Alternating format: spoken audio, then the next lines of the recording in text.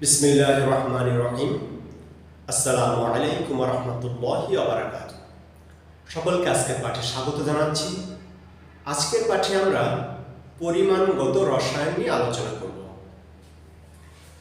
জানতে চাওয়া হয়েছে যে এসটিপিতে 100 লিটার নাইট্রিক অক্সাইড গ্যাস উৎপন্ন করতে কত লিটার অ্যামোনিয়া গ্যাস এবং কত লিটার অক্সিজেন গ্যাস লাগবে। প্রশ্ন করে যতটুকু বুঝলাম, এই বিক্রিয়ায় অ্যামোনিয়া গ্যাস এবং অক্সিজেন গ্যাস হলো বিক্রিয়ক এবং নাইট্রিক অক্সাইড গ্যাস হলো উৎপাদ। তাহলে বিক্রিয়াটা আমরা লিখে নিলে পাই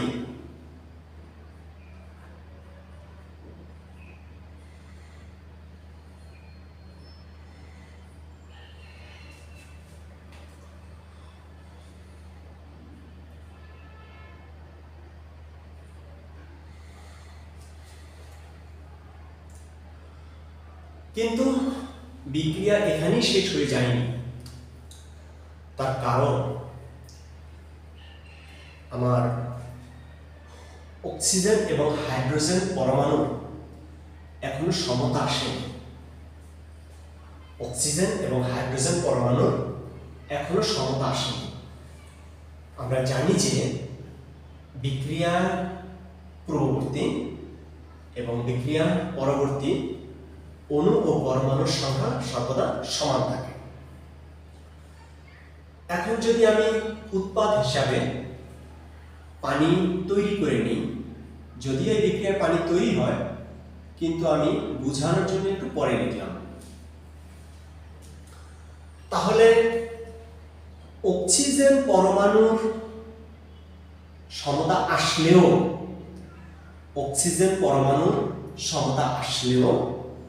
হাইড্রোজেন পরমাণুর সমতা এখনো আসেনি।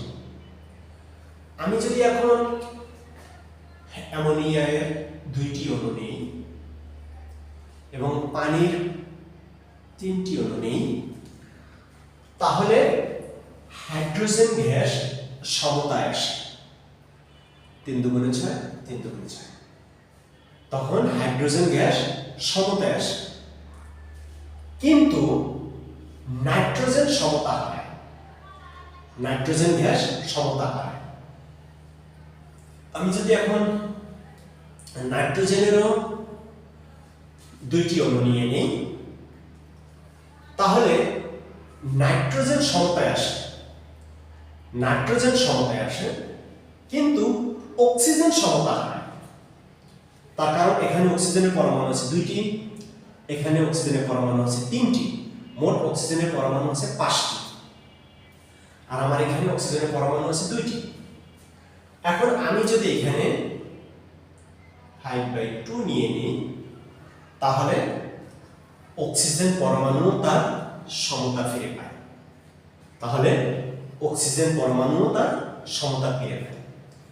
এখন কিন্তু নাইট্রোজেন, হাইড্রোজেন এবং অক্সিজেন সকল পরমাণুর সমতা আছে।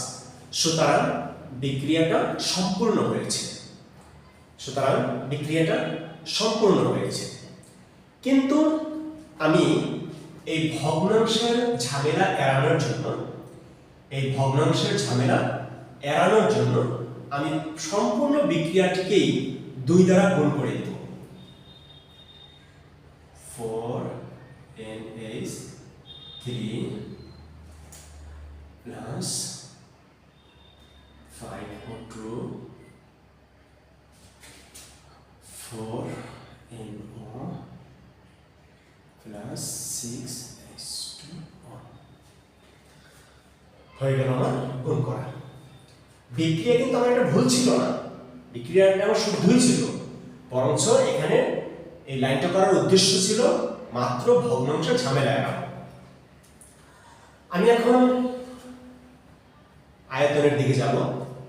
আমি এখন আয়তন হিসাব করে নেব। যেহেতু এসটিপিতে প্রমাণ আয়তন হলো প্রতি মোলের জন্য, যেহেতু এখানে 4 মোল আছে, তো প্রতি মোলের জন্য হলো 22.4 লিটার। প্রতি মোলের জন্য 22.4 লিটার। এটা হলো এসপিপিতে প্রমাণ আয়তন। অক্সিজেনটাও তাহলে হিসাব করে নিই। এখানে 5 মোল আছে এবং প্রতি মোলের জন্য 22.4 লিটার। এটাও হিসাব করে নিই। এখানে 4 মোল আছে, 22.4 লিটার। পানিটা আমার প্রয়োজন নেই, যেহেতু আমাকে জিজ্ঞেস করছে অ্যামোনিয়া এবং অক্সিজেনের কথা। তাহলে এখানে হিসাব করে দেখলাম যে অ্যামোনিয়া গ্যাসের পরিমাণ এবং নাইট্রিক অক্সাইড গ্যাসের পরিমাণ বরাবর আছে, তারা সমান সমান আছে। তাহলে লিখতে পারি আমি, অতএব এই যে 100 লিটার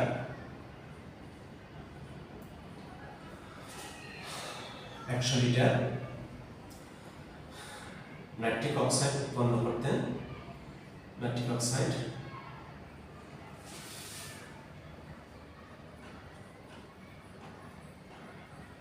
উৎপন্ন করতে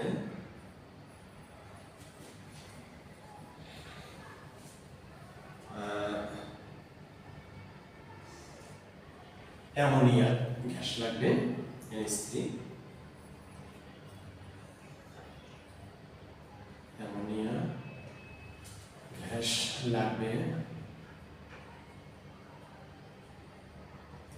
100 লিটার, যেহেতু এটা সময় এখানে আছে। 100 লিটার নাইট্রিক অক্সাইড গ্যাস উৎপন্ন করতে অ্যামোনিয়া গ্যাস লাগবে 100 litre.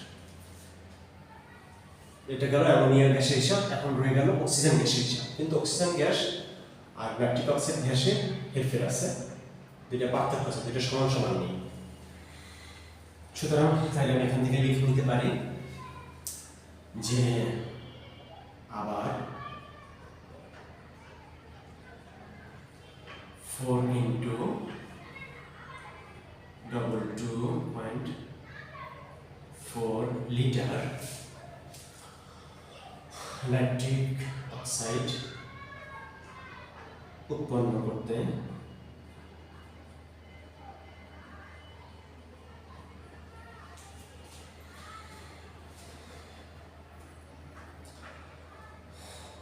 O2 gas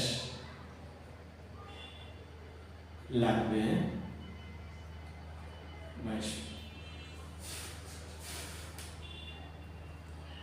5 into 4 litre.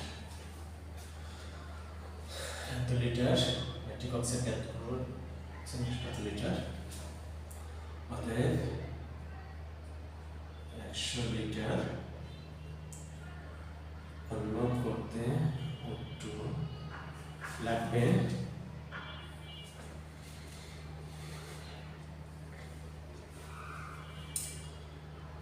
5 into 4 into 100 by 4 into 10.4।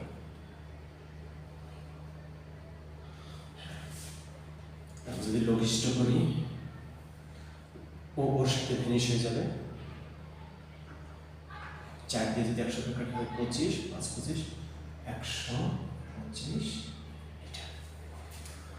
তাহলে 100 লিটার